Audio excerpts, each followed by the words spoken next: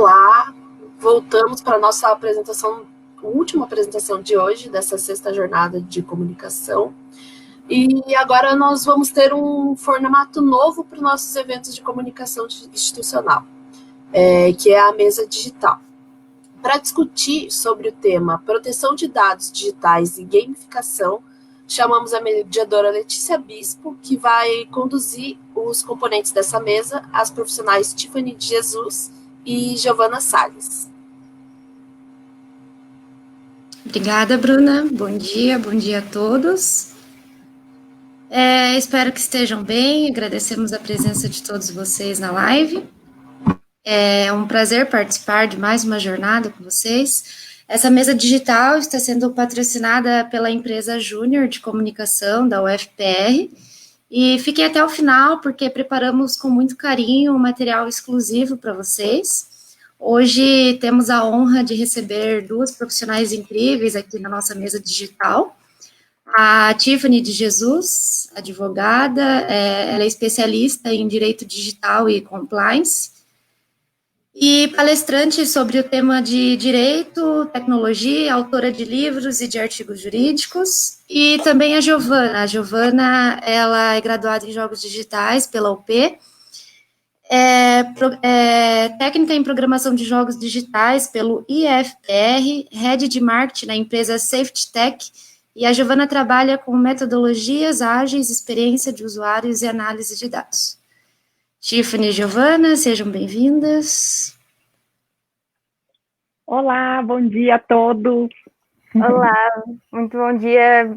Obrigada pela apresentação. Sim, Letícia, muito obrigada. Obrigada. Palavra com a Tiffany. Ok, então vamos lá. Deixa eu ver se está compartilhando a minha tela. Eu não estou enxergando a minha tela. Ah, tá aqui. Aí está apresentando a minha tela. Então, bom dia a todos. Muito obrigada por vocês estarem aqui nesse dia maravilhoso de sol, que você talvez poderia estar na praia, mas você está aqui escutando a advogada mais legal que existe no mundo, que sou eu. Principalmente porque eu estudo Direito Digital e Compliance, então eu sou uma advogada que saiu um pouquinho da caixa do advogado sério, com quem você não se identifica, que fala palavras que você não entende. Então, apesar de tudo, né, eu continuo sendo uma advogada, então eu espero que vocês consigam entender tudo que eu tenho para passar, e se houver alguma dúvida, por favor, mandem no chat para a gente responder, enfim. Então, de novo, muito prazer, eu me sinto muito honrada com esse convite, e hoje, sabe o que eu vou fazer? Porque eu tenho respeito pelo tempo de vocês, eu vou colocar um cronômetro, porque eu sou advogada, né, gente? Eu fui feita para falar e não parar de falar, né, e escrever. Então, vamos colocar um cronômetro, porque a gente tem respeito pelo tempo de vocês. Então, e pelo tempo da Giovana, né, minha super colega aqui de banca virtual. Então, vamos falar um pouquinho sobre comunicação e Lei Geral de Proteção de Dados Pessoais especificamente. Por que eu coloquei aqui no título Comunicação e Lei de Proteção de Dados? Porque existem outras leis que já protegem os nossos dados, inclusive na internet, no que se refere ao Marco Civil da Internet, que é uma legislação que está vigente desde 2014, ou seja, já há uma legislação de proteção de dados na internet desde pelo menos 2014, mas foi há pouco tempo que isso tudo começou a se tornar um assunto mais quente, vamos dizer assim. Por quê? Porque começou a haver muito desrespeito virtualmente no que se refere aos nossos dados. Um exemplo bem típico, assim, por exemplo, as coisas do Facebook e do Instagram, que a gente acabou descobrindo que que a gente dava o direito autoral da nossa foto para o Instagram e ele podia publicar onde ele quisesse, sem pedir a nossa autorização, ou entrando na seara do Facebook, no Cambridge Analytica, né, que foi de verdade que deu um boom, assim, para que as pessoas falassem, ok, as pessoas não, né, as entidades governamentais falassem, ok, nós precisamos, de fato, de uma lei específica para regular a proteção de dados pessoais. Cambridge Analytica, se você não sabe, procure, é um tema super interessante que parece ter uma cara, assim, fantástica de teoria da conspiração, mas não é. É um fato comprovado, tem até documentário no Netflix. Então, pega lá e assiste esse documentário ou lê uma matéria sobre isso, que é interessantíssimo, que foi a venda de dados pelo Facebook, sem o nosso consentimento, na verdade, sem que a gente tivesse conhecimento que os nossos dados eram compartilhados com terceiros. E nesse caso do Cambridge Analytica foi super sério, porque foram dados vendidos para marketing político. Então, passando para o começo da nossa apresentação, a importância da LGPD. Eu gosto de dizer e de dar um exemplo super, que não tem nada a ver com direito, não tem um pouco a ver com direito, que é o do carro. Há não muito tempo atrás, se a gente for pensar em história, né, que seria no início do século XX, mais ou menos, final do século XIX, surgiram os primeiros carros, né? E até que surgissem os primeiros carros, o que acontecia? As pessoas andavam de carruagem. Daí você pensa em carruagem, você pensa na Cinderela, né? Seja sincero, você pensou, eu pensei. E as pessoas andavam de carruagem com cavalos e etc. E aquele era o meio de transporte. E daí você imagina que de repente aparece uma máquina no meio da rua que ela mais ou menos anda sozinha. As pessoas enlouqueceram. É a mesma coisa hoje com os veículos autônomos, né? A gente fala assim, meu Deus, mas como assim? pior que veículo autônomo, a gente pensa em aviões que são autônomos, né, como ou drones que funcionam de forma autônoma, ou seja, que não tenham uma pessoa ali que seja o piloto ou que esteja, de fato, regulando a máquina presencialmente, fisicamente, né. É um assombro para a gente mesmo. A gente pensa, nossa, isso nunca vai acontecer, isso é um absurdo, isso é um horror, enquanto, por outro lado, tem pessoas, assim como os entusiastas, primeiros entusiastas do veículo automotor no final do século XIX, início do século XX, falavam, ok, essa máquina, ela funciona. E esse projeto, ele vai para frente, sim. E tinham pessoas que não acreditavam nisso. Então, por exemplo, eu amo esse exemplo. Quem já viu palestra minha, já escutou esse exemplo, porque eu acho que não tem exemplo mais perfeito que esse, porque é muito esdrúxulo. E é verdadeiro. Em Londres, quando os carros começaram a surgir, eles não existiam leis de trânsito, né? Existia um pouco de senso comum, assim, de que estava passando um cavalo, uma carruagem, alguma coisa assim, e daí tinha que parar para esperar o outro, mas não existiam leis de trânsito. Então era tudo assim, que nem uma feira mesmo, um circo, sabe? E aí, quando vieram os carros, olha o que acontecia. O governo decidiu que na frente do carro tinha que andar uma pessoa segurando uma bandeira vermelha para que de longe as pessoas soubessem que estava passando um carro. Gente, isso é um fato. Agora você imagine a pessoa lá segurando a bandeira alguns metros assim à frente do carro, uma bandeira vermelha para que todos soubessem que estava vindo um carro, porque as pessoas tinham muito medo. É esdrúxulo, né? É um absurdo. Aí você pensa, meu Deus, mas é um carro e hoje eles estão por todos os lugares, enfim, hoje nós temos leis de trânsito e leis avançadíssimas, e hoje nós temos arquitetura e urbanismo e pessoas que estudam só para construir as nossas vias, engenheiros, etc., mas isso começou em algum lugar. E aí, ainda no nosso exemplo do carro, a partir mais ou menos ali do pós-guerra, pós-Segunda Guerra Mundial, né, começou aquela produção em série de carros, né, pela Ford nos Estados Unidos. E aí, até aí, o cinto de segurança, ou ele não existia, e seguramente ele não era obrigatório nos carros. E a partir dos anos 80, é que era obrigatório que na fabricação do carro tivesse o cinto de segurança. Mais ou menos, quase 100 anos depois que os carros começaram a circular, é que foi determinado que precisaria ter o cinto de segurança no carro. Imagine. E se vocês lembram bem, foi mais ou menos lá por 2010. Eu lembro que 2010, 2009, que houve uma legislação nacional que determinasse o uso obrigatório do cinto de segurança. Meu Brasil. Hoje, se você pensa nisso, 2020, quando alguém sofre um acidente de trânsito, um acidente feio, né? Você pergunta assim, meu Deus, mas ele estava usando cinto? É a primeira coisa que você vai perguntar. Você não pergunta se a pessoa morreu.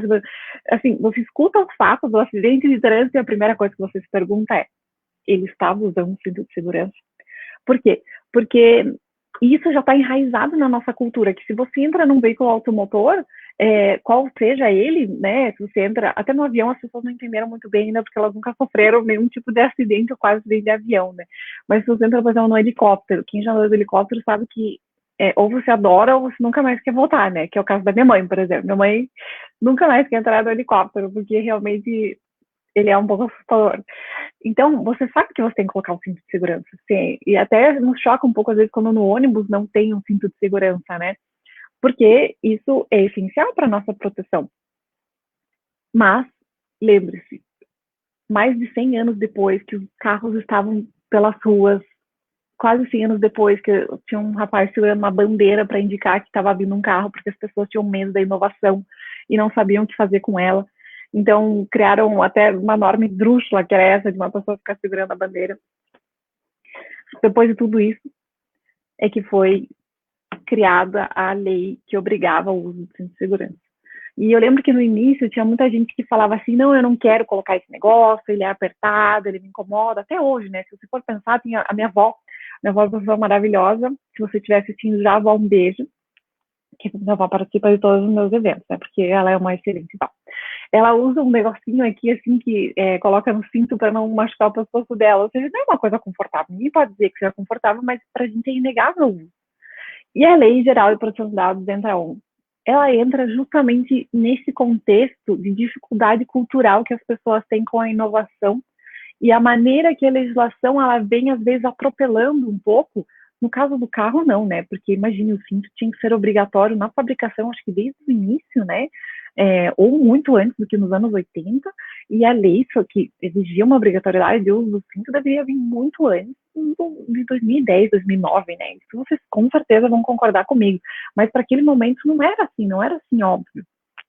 E a Lei Geral de Proteção de Dados Pessoais, eu quis trazer essa história para que vocês tenham o mesmo sentimento, porque eu vejo muita gente falando assim, que essa lei só vai dar dor de cabeça, que essa lei vai virar uma indústria sim, vai dar um pouco de dor de cabeça, assim, porque é uma mudança cultural muito grande, né? E as pessoas falam, isso vai virar uma indústria de processo de indenização. Eu também acredito que vá, porque as empresas vão demorar para se adequar, principalmente por uma resistência de mentalidade. Os profissionais também vão falar, não vai dar nada, e etc. E daí, quando deu sim alguma coisa. Por quê? Porque não entenderam. E muitas vezes, sim, vamos ser sinceros, às vezes a pessoa não tem recurso para fazer algum trabalho completo. Mas eu também acho que isso não seja desculpa, não. Porque tem várias maneiras que você pode fazer e vários métodos que você pode utilizar que não sejam tão digitais assim, para que você possa adequar o seu trabalho, o seu negócio, a sua profissão, o que você estiver fazendo, de acordo com uma lei que proteja os dados pessoais daquele titular de dados, né? Então, vamos falar um pouquinho dessa Lei Geral de Proteção de Dados Pessoais. Do que essa lei, ela efetivamente, ela se trata. Primeira coisa que eu gostaria de dizer é que a nossa lei entrou em vigor no dia 19 de setembro. Finalmente, ela entrou em vigor, mas que as sanções administrativas previstas na lei, que sanções administrativas, né, pelas autoridades de proteção de dados, como seria no caso essa que foi instituída recentemente, a Autoridade Nacional de Proteção de Dados brasileira, né?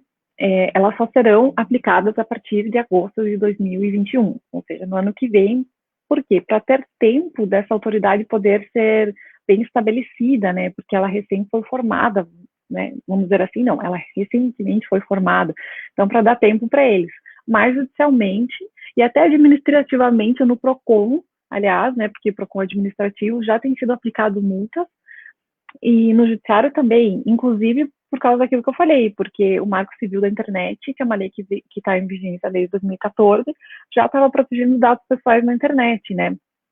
E também porque é um direito constitucional que você tem a tua privacidade, a tua intimidade. Então, se você pega um advogado bom, como eu, né, gente, eu vou saber disso, então a gente pode peticionar nesse sentido, mas hoje que a Lei Geral de Proteção de Dados Pessoais já está em vigor, a gente já pode ter essa segurança de poder obter uma indenização caso tenha alguma empresa, por exemplo, de telefonia, que usa os seus dados sem a sua autorização e começa a enviar publicidade não solicitada.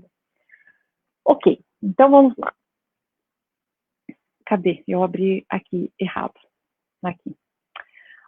Sobre o que se trata essa lei, né? Eu queria ver exatamente qual slide que eu estava parada aqui. A Lei Geral de Proteção de Dados Pessoais, ela dispõe sobre tratamento de dados pessoais, seja por meio digital ou não, ou seja, aquela papelada que tem no escritório, meio físico, também sofre aplicação da Lei Geral de Proteção de Dados Pessoais, e essa lei ela tem como objetivo o quê? A lei fala que ela tem o objetivo a proteção dos direitos fundamentais de liberdade, de privacidade, bem como, isso eu acho interessantíssimo, o desenvolvimento da pessoa natural.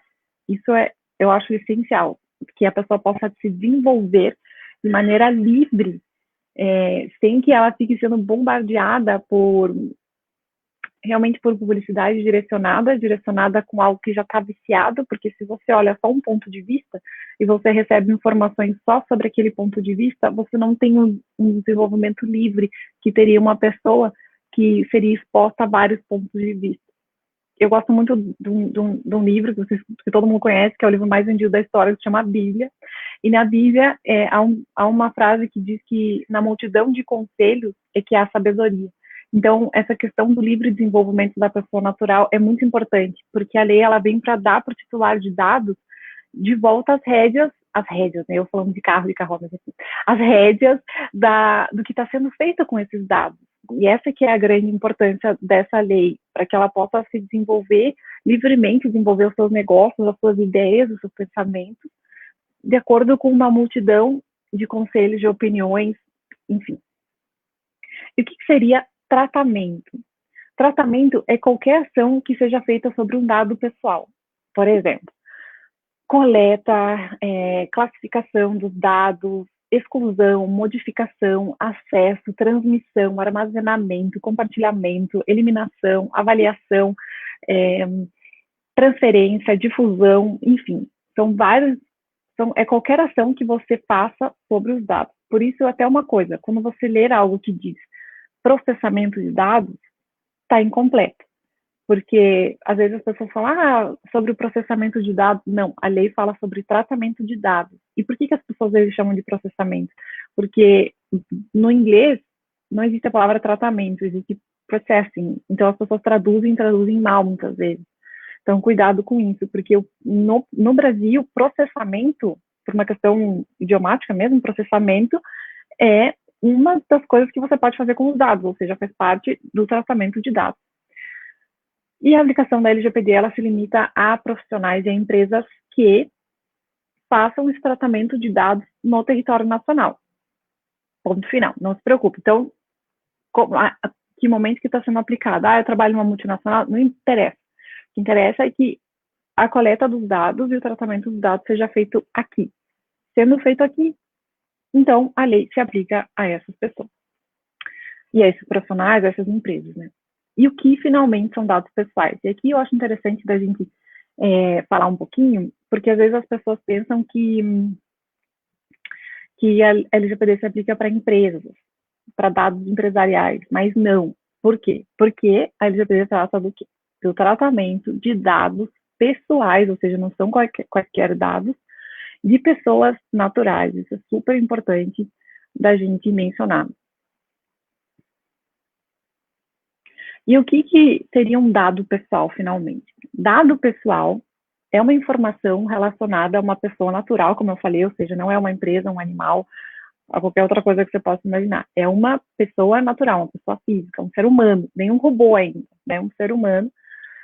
É informação relativa a ele que pode identificá-lo ou que o identifica, certo? Como, por exemplo, o quê? Exemplos óbvios: nome, CPF, endereço, fotografia, dados biométricos. Enfim, aliás, falando em dados biométricos, a lei separa os dados pessoais em dados pessoais e dados pessoais sensíveis. Então, dados pessoais sensíveis seriam o quê? Porque às vezes as pessoas acham que qualquer coisa que se refira muito à intimidade, à privacidade é sensível, mas não é. A lei é categórica no que é dado pessoal sensível, né? Ela fala assim, são dados de acesso restrito, dados com maior potencial discriminatório, que podem ser dados de origem racial, étnica, convicção religiosa, opinião política ou filosófica, e principalmente dados referentes à saúde e à vida sexual, dado genético ou biométrico da pessoa. Então, aquela coisa de biometria, que a gente tem que colocar o dedinho, alguma coisa assim, em algum lugar para se identificar ou entrar, aquilo é um dado pessoal sensível. E, além disso, também super importante mencionar que não importa qual dado pessoal seja, mesmo que não seja racial, étnico, biométrico, da vida sexual, enfim, referente à saúde, todos os dados de criança e adolescente, eles serão considerados pela nossa lei como sensíveis. Então, se caso na sua profissão, na sua empresa, vocês trabalham com dados de criança e adolescente, eles são considerados dados pessoais sensíveis e, por isso, eles exigem um tratamento com mais segurança, um esforço maior para que haja segurança da informação ali, e também no que se refere ao que a gente já vai falar um pouquinho mais para frente, ao consentimento, né? O consentimento pelos pais, ele tem que ser específico para o tratamento de dados, exatamente daqueles dados, para o que vai ser feito com os dados, por quanto tempo e etc.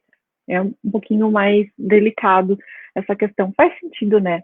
Imagine, dados médicos não são dados pessoais normais, como por exemplo seu nome, seu e-mail, seu CPF. Dados médicos é você ir lá, enfim, fazer exames e de repente, até imagine num psiquiatra, num ginecologista, que são coisas super pessoais, assim, não é que nem só ir no dermatologista. Ou até no dermatologista, porque às vezes uma doença de pele, as pessoas têm nojo, etc. Ou seja, tem um potencial o quê? Discriminatório, como eu falei, né? Então, e é um dado de acesso bastante restrito. Então, por isso que é um dado pessoal sensível, e a lei, evidentemente, teve o bom senso de exigir uma proteção maior para isso. E aí, falando aqui um pouquinho dos princípios, são vários. Ai, gente, eu já quero pedir desculpa disso aqui para vocês, porque quando eu fiz a apresentação, estava bonito e tal. Mas aí, infelizmente, aconteceu que quando eu pus a apresentação aí, ele saiu errado. Mas tudo bem, vocês entenderam que está escrito necessidade ali. E tem vários princípios na lei. Eu acredito que se você conhece os princípios que estão na lei, você consegue saber como fazer, adequar os seus procedimentos na tua empresa, na tua profissão, de acordo com a Lei Geral de Proteção de Dados Pessoais, porque os princípios são bastante, eles deixam tudo muito claro, assim, o escopo da lei e como deve se reger a sua atuação profissional. Eu deixei só esses 3, porque eu acredito que, como a gente tem pouco tempo, é importante que eu foque bastante nesses 3 que são mais essenciais, assim. Não sei se existe mais essencial, mas enfim, que eu considero que sejam essenciais de fato. Mas eu vou falar o nome de todos para vocês. Então, tem o princípio da finalidade, da adequação, da necessidade, do livre acesso, ou seja, são os princípios que estão ali na lei, da qualidade dos dados, da transferência, da segurança, da prevenção, da não discriminação e da responsabilização e prestação de contas. Mas vamos lá falar primeiro do princípio da finalidade. O que diz o princípio da finalidade? O princípio da finalidade, ele quer dizer que todas as vezes que você tratar um dado, ou seja, no momento que você coletar um dado, seja um e-mail, seja um dado de cadastro, o que for, você tem que dizer para que você está coletando esse dado. Então, agora a gente está vendo que tem muito aquelas caixinhas de opt-in e opt-out para a gente fazer cadastro de e-mail, cadastro em algum site, cadastro em algum aplicativo, enfim. Por que tem isso? Porque você tem que entender por que está sendo coletado aquele dado seu. Então, aí ele vai estar escrito, nós estamos coletando esse dado para envio de publicidade, ou você gostaria de receber e-mails de promoção em marketing na nossa empresa? Daí a pessoa sabe, ok, é por isso, é com essa finalidade. Ou seja, o princípio da finalidade diz que o tratamento de dados deve ser feito apenas quando houver propósito legítimo, específico, explícito e informado ao titular. Como eu disse, aqui é feita a pergunta do para que são coletados os dados. E aí o princípio da adequação. A adequação seria a compatibilidade do tratamento dos dados com a finalidade que foi informada ao titular, ou seja, que você use esses dados de fato apenas para aquilo que foi informado. Se você não informou que você vai compartilhar com terceiros aquele dado, daí já está errado, já está inadequado o tratamento de dados. O princípio da necessidade, esse eu acho incrível também, porque o princípio da necessidade diz o quê? Que você está limitado a fazer o tratamento de dados ao mínimo necessário para a realização daquela finalidade que foi proposta. E eu acho interessante isso porque isso se refere muito ao acesso dos dados. Quem precisa ter acesso àqueles dados? Hierarquicamente na empresa só precisa ter acesso a esses dados a recepcionista. Ou, de repente, só o médico. Por quê? Ou, de repente, só o profissional do marketing. Ou, de repente, só o comunicador da empresa, a pessoa que trabalha com relações públicas na empresa. Mas quem dentro desse setor? Não, é só o senior manager. Ou não, é a pessoa que está ali no operacional.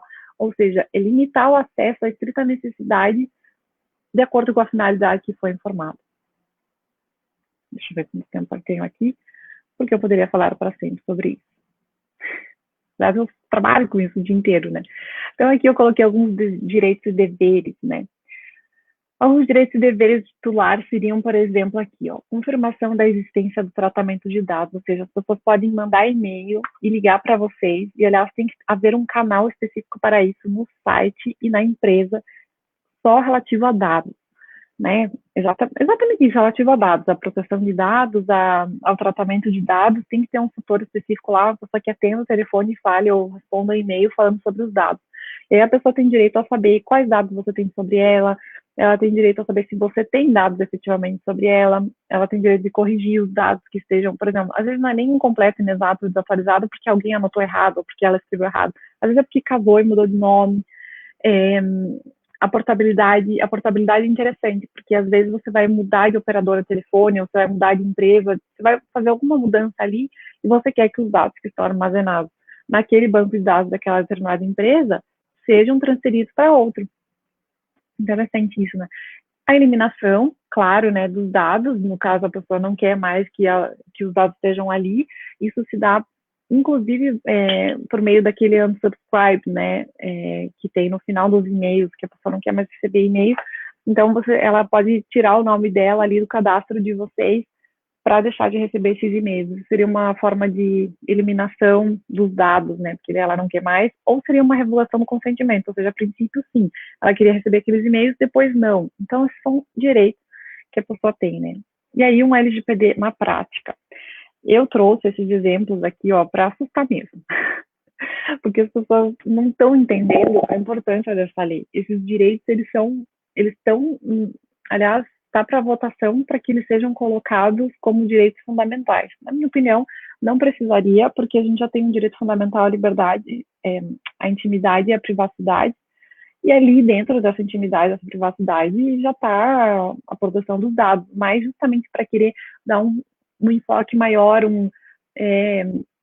to reinforce, às vezes, vocês pensam em outro idioma, às vezes eu penso, porque daí como eu leio muita coisa, eu trabalho com outros idiomas, daí eu acabo às vezes pensando em outro idioma e falo errado. Tá ruim isso, né? Mas enfim, para assim, fazer um reforço ali na proteção, para que ela seja protegida constitucionalmente, ou seja, para que seja um direito fundamental, né? Que esteja na nossa Carta Maior, na Constituição. Então, olha lá, esses são exemplos da União Europeia, né? Essa empresa chamada Flybe, ou Flybe, foi multada, eu fiz o câmbio ano passado, então certamente esse valor deve estar quase o dobro já, né, de acordo com a nossa desvalorização da moeda. Por quê? Por causa de um envio de um e-mail, foi uma estratégia que eles criaram. Ok, como que a gente vai saber se as pessoas querem continuar recebendo nossos e-mails ou não? E eu recebi um desses dias. Eu fiquei com preguiça, porque eu tenho tanto trabalho para fazer, mas eu podia processar a empresa. Ou mandar um e-mail educativo. Às vezes eu faço isso, mandando um e-mail educativo e muitas vezes eu nem recebo uma resposta, né? Mas tudo bem. As pessoas enviaram lá, essa empresa mandou, os seus dados estão corretos? Porque a estratégia era justamente ativação de e-mails. E o problema foi que eles enviaram e-mail para pessoas que já tinham colocado opt-out, ou seja, não quero receber esses e-mails. A Honda Motor, né, na Europa, também foi multada num valor que certamente hoje é maior do que esse, por causa da desvalorização da moeda. E justamente também para ativação de e-mails, eles colocaram, vocês gostariam de ouvir sobre a Honda? E as pessoas já tinham dado opt-out, e então a Honda recebeu essa multa aqui.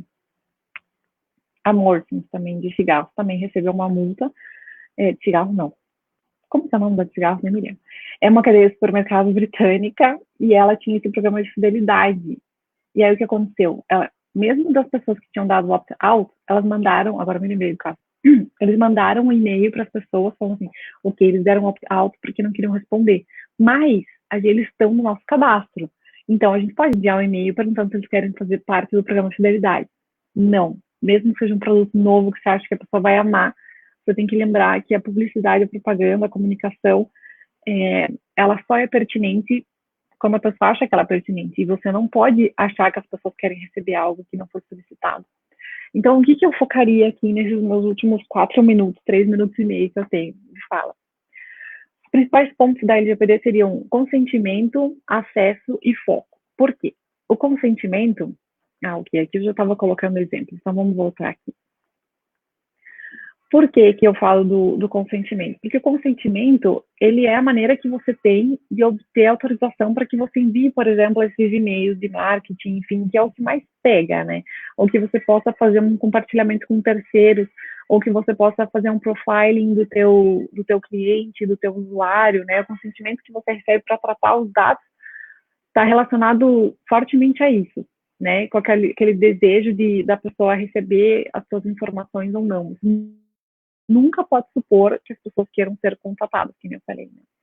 E para a LGPD, a letra da lei mesmo, consentimento é a manifestação livre, informada e inequívoca pela qual o titular de dados concorda que seus dados pessoais sejam tratados por uma finalidade determinada, ou seja, uma manifestação livre de vontade, né, informada e inequívoca. E quando eu falo a respeito do acesso, aqui eu estou falando a respeito de uma coisa chamada direito ao esquecimento. Talvez eu já tenha escutado, talvez não. tem muitos casos emblemáticos sobre isso, mas eu não tenho tempo para falar sobre. E se vocês quiserem, a gente pode, fora da jornada, a gente pode marcar um outro encontro para a gente falar mais sobre essas questões do LGPD. Eu me coloco ao dispor. O direito ao esquecimento, ele oferece ao titular de dados a revogação do consentimento e o direito de que esses dados eles sejam removidos por completo da base de dados. E daí você fala assim, mas como é que eu comprovo que isso foi apagado? Pelo registro de atividades. Essa é a dica que eu dou para os meus clientes, né? Que você sempre seja mantido um registro de atividades para que você possa comprovar para o usuário, né, ou titular de dados, e também para eventualmente uma autoridade administrativa ou judiciária, que você fez, que você de fato removeu os dados, porque a pessoa tem esse direito a ser esquecida, vamos dizer assim, da sua empresa, das redes, enfim. Respeitando sempre, por exemplo, os direitos que a empresa tem de cobrança, por exemplo, tá? A pessoa comprou um negócio, daí quer que pague no dia seguinte que recebeu o produto, sendo que não caiu assim, o pagamento ainda. Não, claro que não, né? A pessoa tem uma baita de uma fé. E por fim, ou seja, eu tenho que esperar que os seus direitos sejam cumpridos e sejam respeitados para daí você remover os dados, né? Mas a pessoa tem esse direito. E direito facilitado ainda, porque às vezes está tão escondido que você nem sabe como você pede para que seja excluída a sua conta. Então, tem que ser facilitado essa revogação do consentimento tem que ser de forma facilitada e bem visível para para o seu usuário titular de dados. E, por fim, o foco. Lembre-se de sempre focar nos dados que você, de fato, precisa. Ou seja, quando você vai fazer coloca lá um cadastro para receber informações a respeito do seu cliente, do seu usuário, seja bem objetivo, entendeu? Você não precisa de tantas informações assim. Você foque naquilo que é necessário para você fazer o seu trabalho, que aí não vai ter erro. Aí você sempre vai ter uma justificativa legítima para dar para a razão pela qual você fez realmente essa coleta de dados para tratar e para fazer a consecução do serviço, do produto da sua empresa. Então, mantenha sempre isso em mente. O consentimento, obtenha consentimento para você fazer o que você quiser. Lembre-se que esse acesso aos dados, a remoção dos dados, a modificação dos dados tem que ser de forma facilitada e por um canal específico para o seu cliente, para o titular de dados, o usuário, o que for. E mantenha o foque naquilo que é o objeto da sua empresa, do seu serviço. Não peça mais dados do que você, de fato, necessita. Então, eu vou colocar bem aqui para baixo o último, aqui, ó. Let's keep in touch. Então, eu fico ao dispor, eu termino a minha fala aqui e passo a palavra para a Letícia introduzir a minha colega super palestrante, companheira de banca, a Gi. E caso vocês queiram entrar em contato comigo, conhecer as novidades a respeito de direito digital, compliance, em específico LGPD, aqui estão os meus contatos. Muito obrigada. Obrigada, Tiffany. A Giovana vai falar um pouquinho para a gente sobre gamificação. Posso passar a palavra para a Giovana já. Obrigada, Letícia. Obrigada, Tiffany. Nossa, foi excelente a fala da Tiffany. Queria agradecer. Eu também, como profissional, aprendo muito. E eu fiz uma apresentaçãozinha. Eu vou pegar o gancho sobre o que a Tiffany falou e falar um pouquinho sobre a LGPD na prática, dentro do marketing. Então, qual a importância, algumas etapas. Eu trabalho com marketing, mas eu sou formada em jogos. Então, eu vou falar um pouco sobre também como a gamificação pode entrar nesse universo. E como na comunicação é muito importante a gente respeitar as leis e também conseguir se comunicar muito bem com o nosso público. Aqui um pouquinho da nossa trajetória de hoje. Então, eu vou começar falando sobre a LGPD na prática, comunicação digital, passando um pouquinho sobre gamificação, os benefícios dessa estratégia e um pouquinho e umas dicas bônus.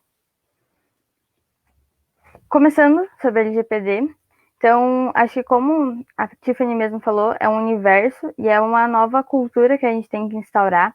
São várias adequações em ações, tanto de marketing, comunicação e digitais também, como é o nosso tema aqui na jornada, mas também não digitais. Contextualizando um pouco, a LGPD ela tem diversos impactos no cotidiano, tanto do setor de marketing, comunicação, comercial, pois ela afeta diretamente, como a Tiffany falou, o tratamento de dados.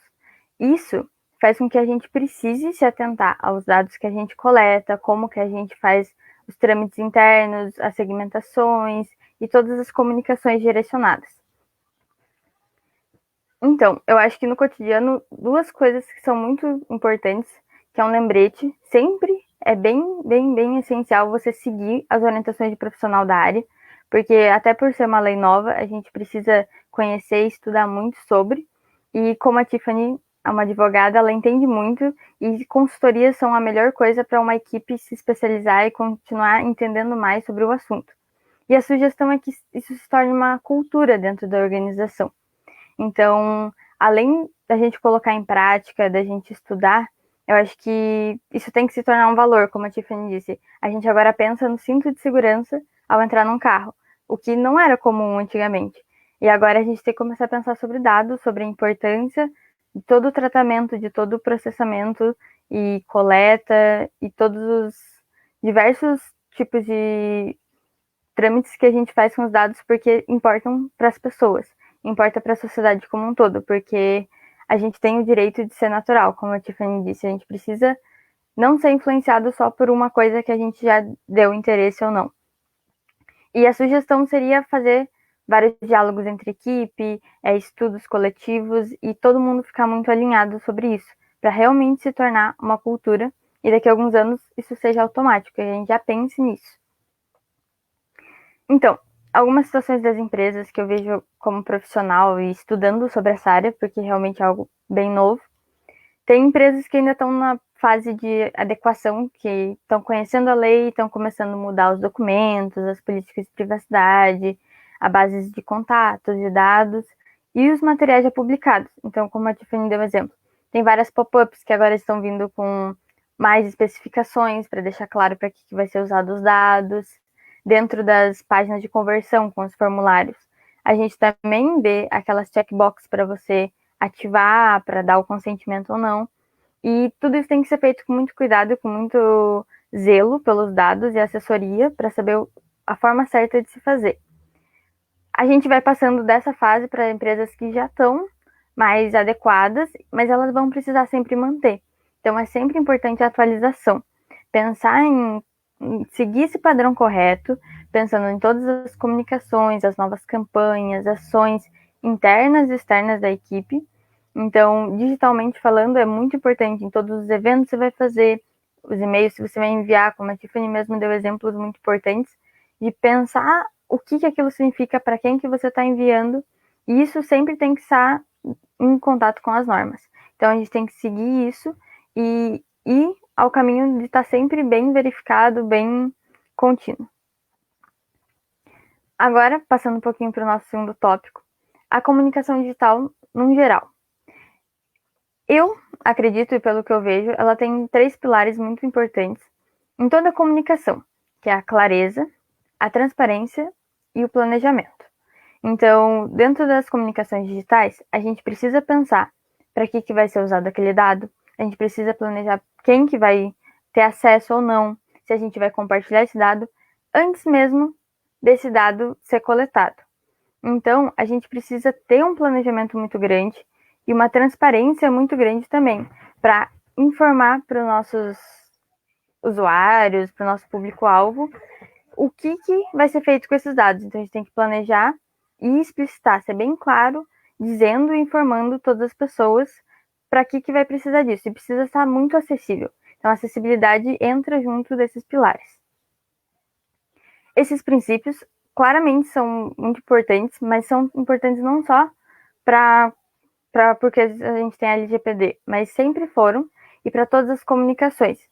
Então, pensando principalmente na digital, agora como a gente está aqui na jornada, vocês podem pegar o celular, pode dar alt tab, a gente pode fazer muitas coisas diferentes ao mesmo tempo. Então, quanto mais sincero e mais objetivo a gente for, mais conteúdo, mais clareza a gente vai conseguir passar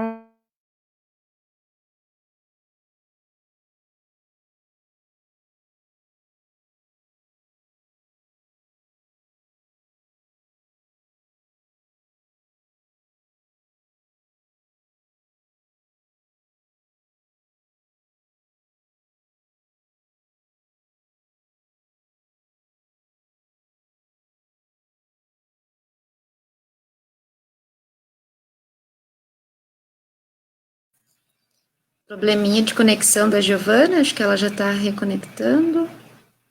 Só um pouquinho.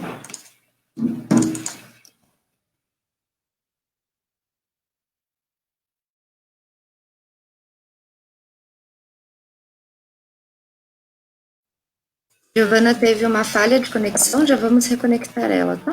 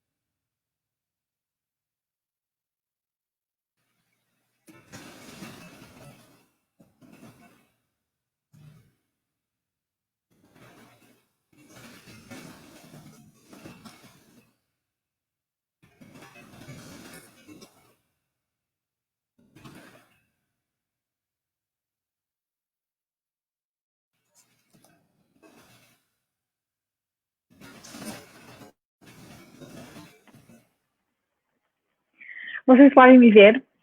Então, aproveitando o ensejo de que, de repente, a conexão dela caiu rapidamente aqui, ela estava falando sobre transparência, né? Isso é essencial. A Lei Geral de Proteção de Dados Pessoais, ela justamente ela foi criada para garantir uma transparência a respeito dos dados para o titular, né? Oi, Gi, você está de volta. Eu estava convalidando a sua informação a respeito da transparência, porque, na verdade, a LGPD ela foi criada justamente para trazer uma transparência e segurança para o titular de dados do que está sendo feito, né?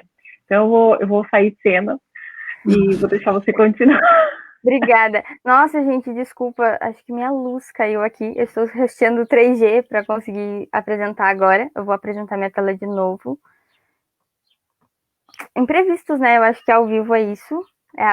O brilho de fazer as coisas ao vivo. Aqui. Eu estava falando sobre a transparência. Que bom que a Tiffany já me atualizou onde caiu também, porque eu estava empolgada. Acho que eu só percebi depois, assim, que a internet parou de funcionar. Tudo certinho? Alguém, se puder me dar um ok, se está aparecendo a tela também, por favor.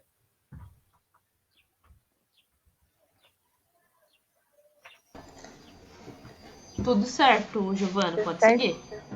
Muito obrigada. Então, eu estava falando um pouquinho, vou só retomar esses pilares, que é o planejamento, a transparência para a gente informar para os usuários tudo que a gente precisa comunicar, e de forma bem clara e objetiva, para que eles realmente consigam entender e ser acessível. Então, se a gente escrever em letras muito miudinhas, muito escondido, isso não é ser transparente, isso não é ser claro, e eu acho que esse é um dos grandes pilares, como a Tiffany estava validando, da LGPD também. Então, atingindo o nosso público, a gente precisa ir por meio desse diálogo, dessa troca, a gente precisa criar esses laços, desenvolver essa relação, mas também a gente precisa entregar um conteúdo, como a gente está fazendo aqui na jornada mesmo. Então, um dos caminhos é entregar esse conteúdo de valor, trocar essas experiências com todos os públicos, mas não só isso. Então, a gente precisa que esse público seja alcançado e continue dentro, se for do interesse dele. Então, a gente precisa pensar em formas de essa comunicação, de todo esse processo, ser mais assertivo e ter mais dinâmica, que é algo que a gente vai falar um pouquinho agora com gamificação. Um pouquinho sobre o conceito e algumas ideias de utilização. Então, a gamificação é entendida como a inclusão de elementos de jogos em atividades que necessariamente não resultam em um jogo. Por exemplo, uma gamificação inclui um elemento de música dentro de uma dinâmica de uma palestra, ou um GIF, uma animação com uma recompensa. Então, a gente pode ter vários elementos diversos que dentro de atividades vão dar alguma interatividade, vão ter um resultado melhor, mas não serão um jogo completo em si, porque um jogo é algo bem complexo que desenvolve todo um universo diferente. Então, alguns exemplos. Por exemplo, ficou meio redundante, mas enfim. Um ranking, um contador de experiência, de melhores profissionais dentro de um site, dentro de uma comunidade online, você tem, quanto mais você interage, mais você consegue pontos, e isso vai se transformando em um ranking, que você vai ficando maior e vai passando de medalha de ouro, bronze, enfim. Então, você tem isso como exatamente um jogo. É um elemento de um jogo, que é o ranking, que é você ter aquela recompensa por algo que você faz, e dentro de um universo diferente, que é uma comunidade, um aplicativo ou até um simples site. Algumas coisas extras, então a gente vê muito isso em marketing digital atualmente de conteúdo. Então, uma aula bônus por uma meta de convidados de um evento. Então, quando a gente pega e você ganha um link para compartilhar, e com aquele link você vai conseguir convidar outras pessoas, se elas acessarem por aquele link, você consegue entrar e fazer seu cadastro, e essa pessoa que tem o link ganha novas aulas, ganha um e-book extra, novos conteúdos. Então isso é muito interessante, e é uma mecânica também de jogos digitais e jogos analógicos. O resultado é que os processos, desde a interação, o ganho de algo, um bônus, uma estrelinha, ficam mais interessantes. Então, toda essa dinâmica de comunicação fica mais interativa. E isso é muito legal, isso faz toda a diferença. Então, para você ter uma gamificação, você tem algumas necessidades básicas, que são necessidades de um jogo, mas não são só isso que constrói um jogo. Então, as regras e metas claras.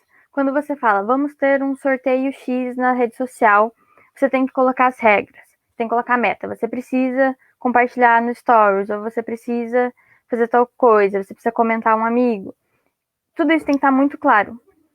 Tem que estar muito assertivo para a pessoa entender. Quando você entra em comunicação continuada, você tem que estar lá, reforçando, divulgando, vendo se alguém tem alguma dúvida, esclarecendo. Isso é os feedbacks de um jogo. Então, às vezes, isso é sonoro, visual ou pela narrativa. E dentro de comunicação, é muito pela comunicação. E isso tem que ser sempre contínuo. E a recompensa de valor. Então, se é um sorteio, se é você comentar mais e ganhar um brinde, ou você participar de todas as aulas e ganhar um conteúdo extra, você tem que dar algo que interesse, para a pessoa realmente querer passar pelas regras e metas, fazer isso, continuar com todo esse processo para receber essa recompensa. Então, ela precisa querer, ela precisa ter valor e desejar essa recompensa. Isso tudo pode parecer muito complexo, mas é bem simples, pode ser muito simples e objetivo. Todo esse processo, essa implementação podem ser detalhes que você coloca em uma comunicação, que isso, cumprindo essas necessidades, você já vai deixar um processo muito mais interessante.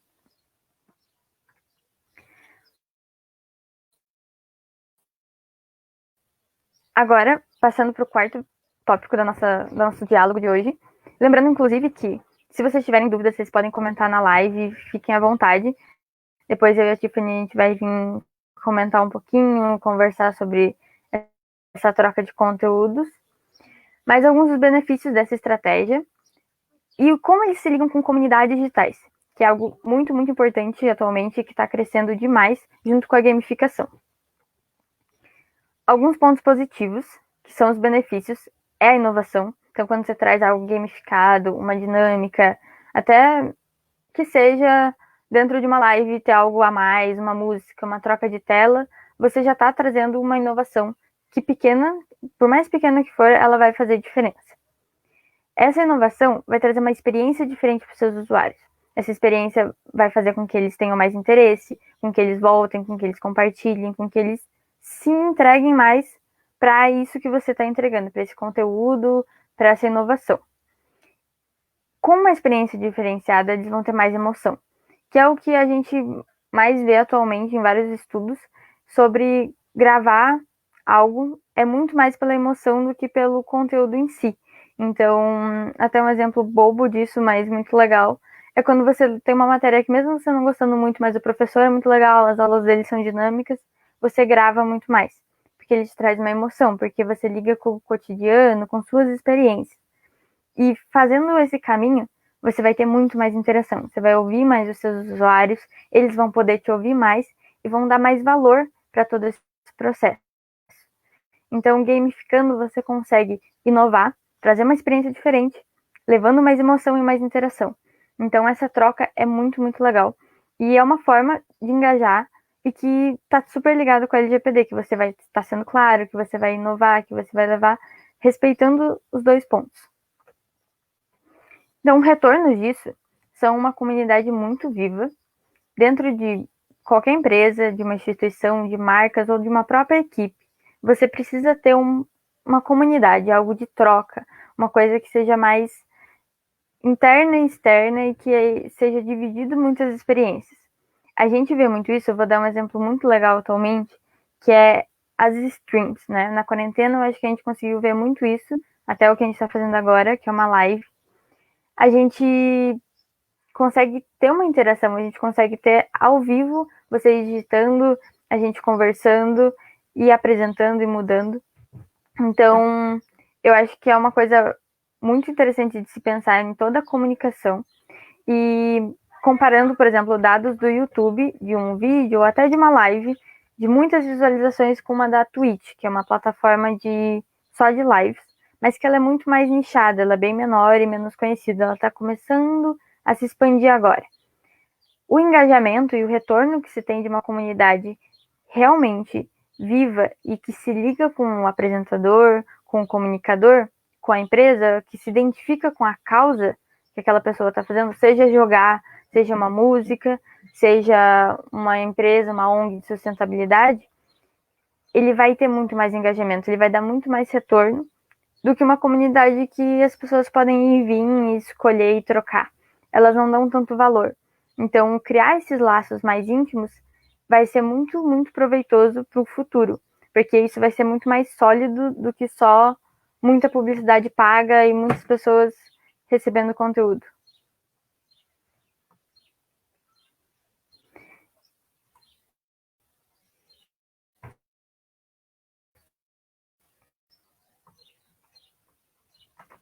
Então, também dentro dos retornos, a gente ganha dentro da comunidade mais engajamento. Então as pessoas vão compartilhar mais, chamar mais pessoas para entrar dentro desse meio, dessa comunidade. E a gente vai ter muito mais feedback, que é algo muito importante, porque muitas vezes a gente faz coisas dentro de comunicação, de qualquer área, esperando que as pessoas queiram aquilo, mas de fato elas não querem, ou elas querem algo muito mais simples, ou algo muito mais complexo. A gente não sabe, a gente só vai saber isso testando.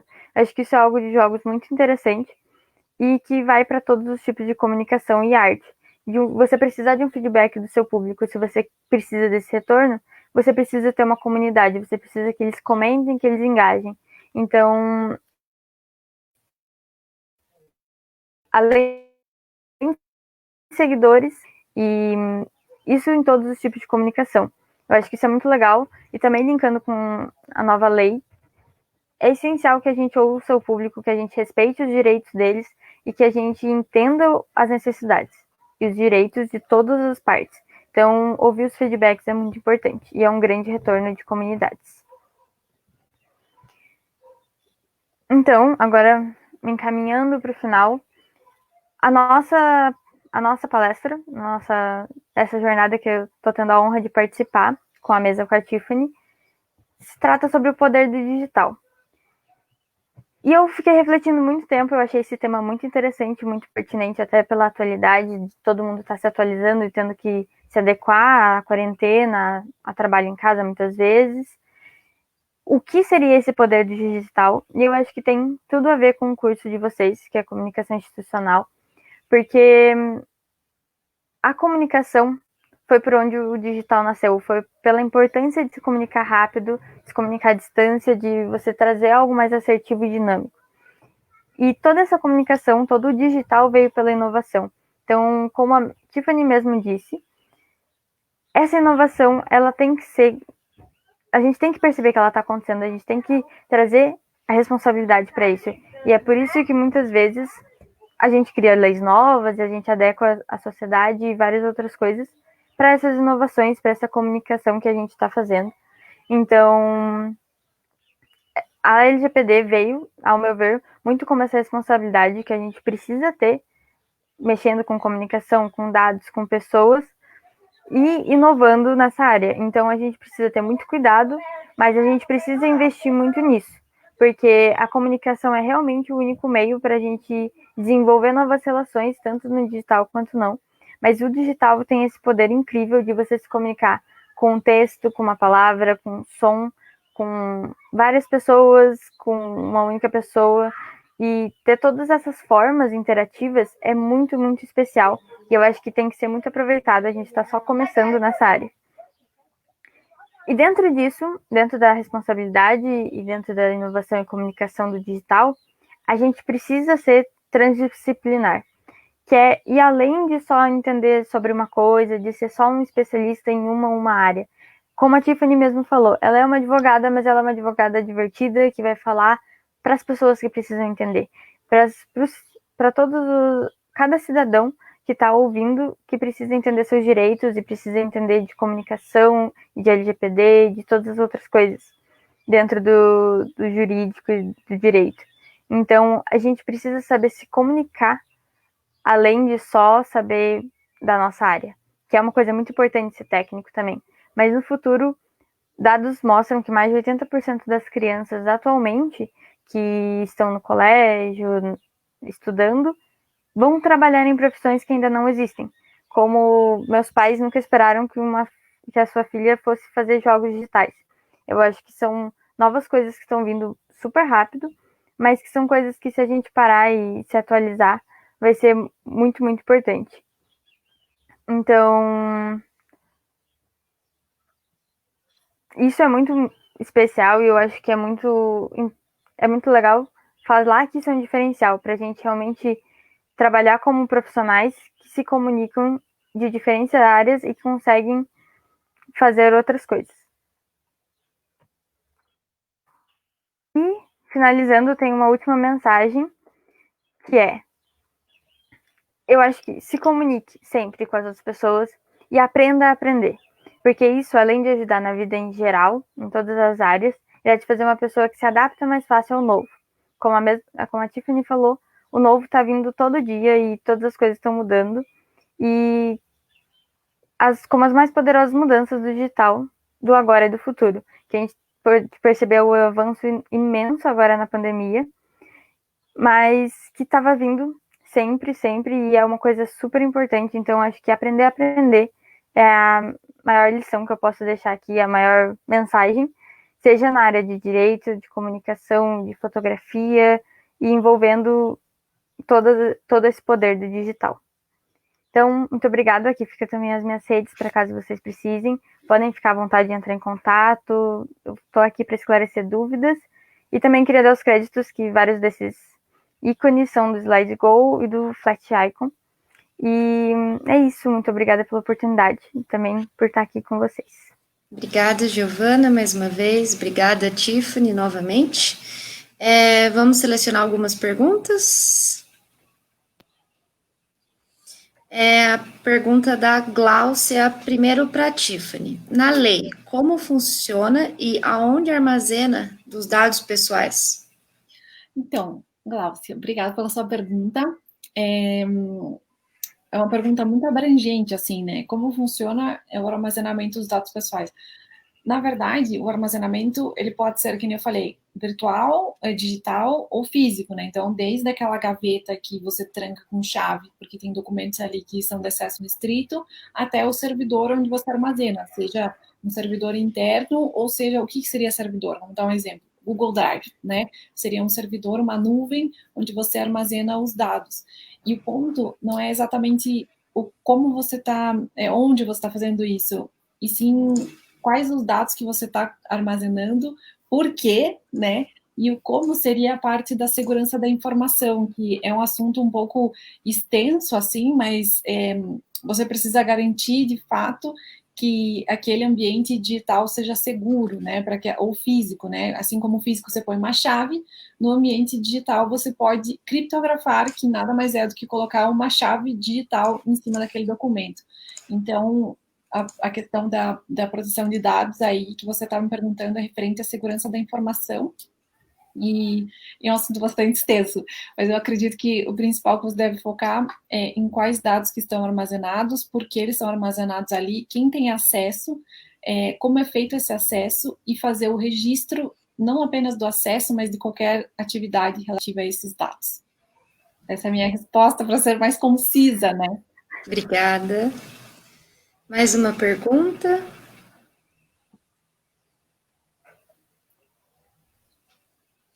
Do Venilson. Como será comprovado que a empresa garante a proteção dos dados? Venilson, muito obrigado pela sua pergunta e por participar da live. Como é comprovado que a empresa garante a proteção dos dados? Aliás, agora, às 11 horas, estava tendo uma live da BNT, que é uma certificadora, né, um órgão certificador, justamente, e a BNT aqui no Brasil vai criar uma certificação para comprovar realmente o cumprimento, a conformidade com as leis de proteção de dados pessoais. Hoje existem certificações internacionais que são muito mais caras, como, por exemplo, a ISO 27001, salvo engano com o número, que é caríssima, e aí você consegue só mostrar essa ISO, essa certificação, e aí ok, né, a pessoa olha e fala, tá bom, essa empresa, ela de fato, ela cumpre com esses requisitos. E é isso que a gente chama de compliance, né, se a pessoa não tem, se a empresa, a maioria das empresas não tem a ISO, porque ela é muito cara realmente, em dólar que se paga, né, começa por aí, e hoje o dólar tá super alto, então como que a gente comprova? A gente faz um processo que se chama due diligence, ou seja, que é uma providência prévia, são procedimentos prévios a uma contratação, um relacionamento jurídico, né, com alguma pessoa física ou jurídica, e nesse due diligence a gente faz um questionário de perguntas e a pessoa assina embaixo, né, então você pergunta coisas assim para a empresa, a empresa tem um sistema de segurança da informação, a empresa, como que ficam armazenados esses dados são criptografados, dependendo dos dados, né, vamos imaginar que seja uma empresa de fato de comunicação, de marketing e comunicação, aí você quer saber como garante, você faz as perguntas específicas nesse questionário de due diligence das coisas que você quer saber, e a empresa aí parte da boa-fé dela de responder a verdade, né, e ela tem que assinar embaixo. Então, ocorrendo um incidente de vazamento de dados, por exemplo, um incidente de segurança da informação, a empresa, ela vai ter que responder isso de acordo com a responsabilidade que ela assumiu. Então, se você diz, ok, eu consigo garantir uma proteção de dados até aqui, esses são os sistemas e mecanismos de segurança da informação que nós temos, então, é assim que é feito, entende? Não tem exatamente como demonstrar, tipo, assim, não sei exatamente qual era, se eu respondi a sua pergunta, mas tá aí minha resposta. A última pergunta agora, para a gente encerrar, você pode colocar para mim, por favor? Rafaela disse, Gi, como nós poderíamos ter usado estratégias de gamificação para engajar os participantes a responderem nossas perguntas de opinião sobre as palestras? Muito legal. É uma boa pergunta e é muito bom pensar nisso em pesquisas também, porque muitas vezes as pessoas acham chato e demorado. Então, acho que uma coisa muito legal, já na pesquisa, é você colocar coisas para ela marcar primeiro. Então, por exemplo, colocar estrelinhas de qual a nota que você dá para essa palestra, para essa pesquisa, para essa fala, para esse conteúdo. E dentro de redes, por exemplo, você colocar alguma meta. Então, por exemplo, se a gente tiver tantas questões de opinião, tantas respostas nessa pesquisa, a gente vai conseguir liberar um e-book extra, ou a gente vai fazer uma live depois, a gente vai conseguir fazer mais depoimentos. E é uma coisa muito legal também a gente fazer, comunicar para a comunidade anteriormente. Então, dentro da gamificação, você deixar claro que isso vai acontecer. Então, no início de uma palestra, você fala, olha, pessoal, vai ter também uma pesquisa de opinião no final, ou acesse o link na descrição. Deixar bem claro e falar que vai ter algum bônus depois para quem responder, ganhar certificado. Então, acho que uma coisa muito divertida é você dar essa clareza para as pessoas, mas também certos bônus, e são algumas ideias, mas tem muito caminho que a gente pode fazer. Obrigada, bem amplo, né? Sim. Nós vamos encerrar nossa mesa digital. Agradeço mais uma vez, Giovana, Tiff, por colaborarem na nossa jornada. professores que colaboraram com o nosso trabalho, todo o pessoal que está assistindo nossa live, todo mundo, acho que aprendemos muitas coisas, né? E nós vamos disponibilizar um e-book que a gente produziu em parceria com a Fábrica de Comunicação. Então, em breve vamos disponibilizar aqui na live o e-book. E acho que é isso. Muito obrigada. Obrigada a vocês. Obrigada, meninas, por essa discussão. Obrigada, pessoal. Foi tão enriquecedora e veio para fechar com chave de ouro mesmo a nossa jornada, né? Queria agradecer a todos que participaram, a toda a equipe que fez essa live acontecer. E agora eu queria chamar para dar algumas palavras a professora doutora Flávia Bispagliotti, diretora do setor de Educação Profissional e Tecnologia. Depois vocês ficam com a professora doutora Ana Carolina de Araújo Silva, que é coordenadora de TCI. E encerrando, a professora Letícia Herman, que é vice-coordenadora do curso e coordenadora desse evento.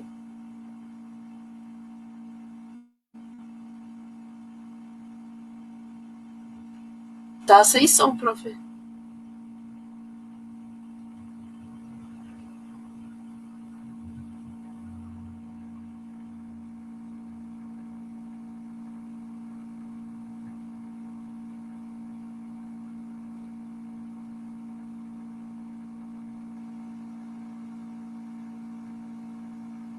Ainda não.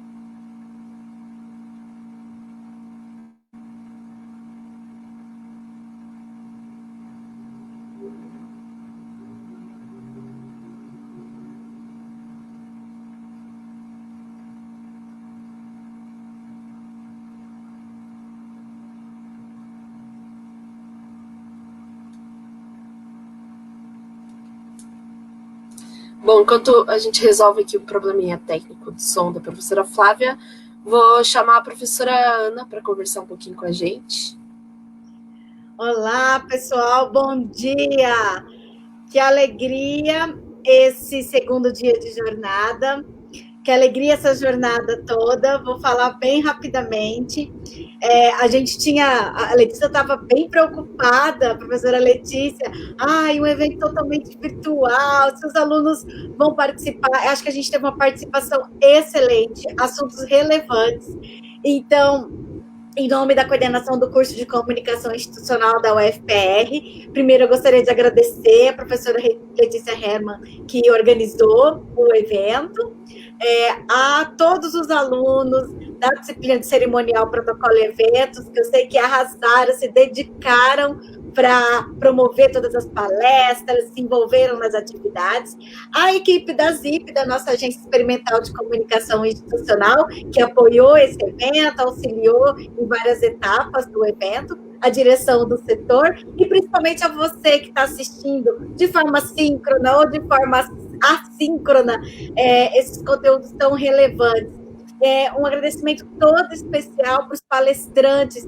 Hoje a gente percebeu nessas lives, né, de mais importante foi o compartilhamento da experiência, do conhecimento, e todos foram extremamente pacienciosos, didáticos, em compartilhar os conhecimentos e as experiências conosco. Acho que com isso a jornada de comunicação institucional cumpre o seu papel, dessa vez online, que é de promover essa interação entre a academia, entre a universidade e o mercado de trabalho, antenado sempre com as novidades e o que a gente tem de mais novo no nosso mercado. Então, meu imenso agradecimento, dizer que estou com saudade de todos e que a gente possa continuar fazendo esses eventos virtuais enquanto a pandemia durar e que logo a gente possa voltar para o presencial. Um abraço e o meu agradecimento. Vou chamar de novo a Flávia, acho que agora ela está conseguindo falar. Agora me escuta, Bruna? Certo. Gente, a minha fala também é rápida. Eu tive que mudar aqui a configuração. A gente fica gravando as aulas e aí altera alguma coisa. Eu peço desculpas por essa questão do microfone, mas faz parte já do nosso cotidiano de pandemia. Eu queria duas coisas: parabenizar e agradecer. Parabenizar os alunos que organizaram, o pessoal da ZIP, a professora Letícia, a coordenação do curso, que tanto se empenharam.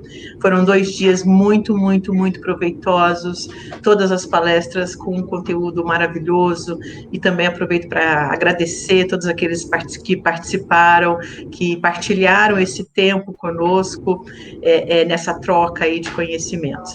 Estamos aí, como a professora Ana disse, numa jornada diferente, mas nem por ter sido virtual ou estarmos distantes, ela foi com menor qualidade, muito pelo contrário. Faltou o abraço, faltou o café, faltou o olho no olho, mas tudo isso logo, logo a gente vai estar junto. Então, muito obrigada mais uma vez a todos os envolvidos que organizaram tudo isso, vocês estão de parabéns. Esse curso muito me orgulha, tanto quanto diretora do CEPT, como docente do curso. Então, todos vocês estão de parabéns, até a próxima. Estou morrendo de saudade e eu espero que em breve estejamos juntos novamente. Um beijo para todo mundo e se cuidem. Até mais. Agora vamos falar um pouquinho com a professora Letícia. Então, pessoal, bom dia, né? Tardio, mas estou aqui.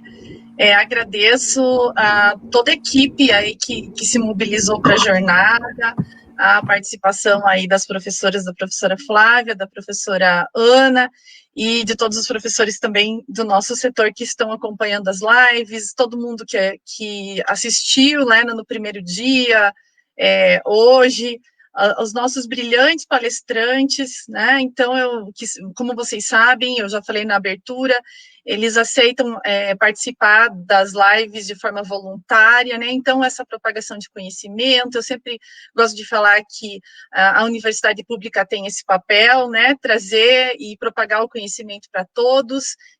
Eu acho que essa informação, academia, mercado, ela é muito rica. Isso que vocês estão vendo aqui faz parte da disciplina de cerimonial, protocolo e eventos. Vocês veem que os nossos alunos saem extremamente qualificados, né? A gente põe eles mesmo para efetivar as ações que eles aprendem na universidade, não só na disciplina de eventos, mas em todas as disciplinas. Eu parabenizo, então, todos os alunos pelo desafio que nunca, às vezes, ficaram de frente para a câmera, né? Então, é só dar um nervoso para todo mundo, para nós, né? Imagine para os alunos. Então, eles estão de parabéns, conseguiram fechar esse evento com chave de ouro. Estou muito orgulhosa, parabéns à equipe da ZIP, em especial a Tamires, que faz as nossas... coloca a gente no ar, né? Faz toda essa parte técnica.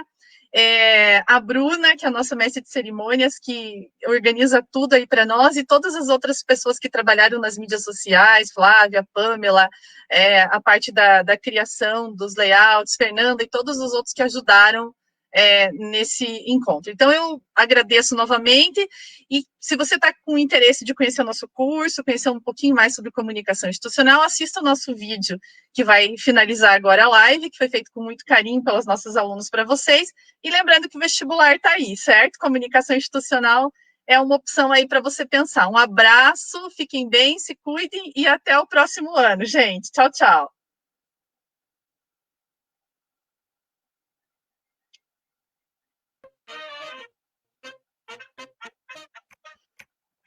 Comunicação Institucional é o curso de graduação que forma o profissional multiplataforma e é um curso de rápida inserção no mercado de trabalho. O comunicador institucional pode trabalhar em agências de comunicação, assessorias, departamento de marketing, veículos de comunicação, como empreendedor individual e com as mais variadas mídias, online e offline. A estrutura é composta por salas com projetores, multimídia e sistema de som, laboratórios de informática e laboratório de áudio, vídeo e imagem. Além de tudo isso, o curso tem a Agência Experimental ZIP, onde os alunos têm a oportunidade de colocar em prática o conteúdo discutido em sala de aula. Se interessou? Então vem ser o profissional camaleão. Faça sua inscrição no vestibular até o dia 18 de dezembro. Nos siga nas redes sociais e acesse o nosso site.